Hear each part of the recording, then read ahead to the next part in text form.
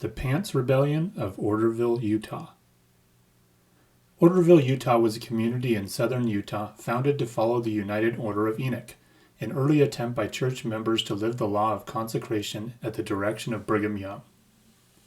It was one of the longest-running communities under the order, lasting from 1875 to 1885. Members of the order did not own property, but were stewards over what was considered community property. As the area around them began to prosper, comparisons to neighboring communities caused envy, as related in one story about a pair of pants that led to a brief rebellion related in the Utah Historical Quarterly in 1939 by Mark A. Pendleton. There was a big crop of lambs that spring.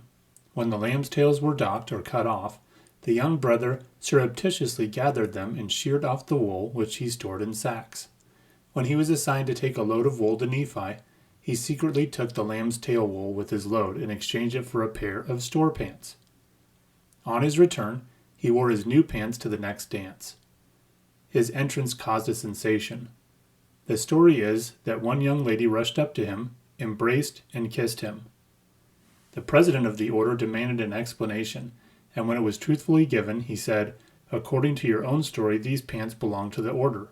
You are requested to appear before the Board of Management tomorrow evening at 8:30 and to bring the store pants with you." At the meeting, the young brother was commended for his enterprise, but was reminded that all pants must be made of cloth from the same bolt.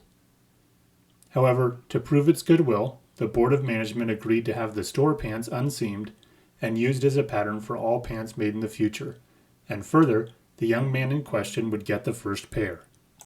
The tailoring department was soon swamped with orders for pants. The elders of the order protested.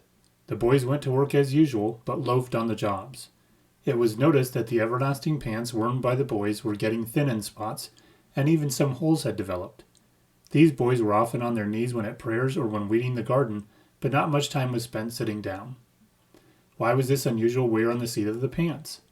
When the elders saw the boys going in groups to the shed where the grindstone was housed, they became suspicious and investigated.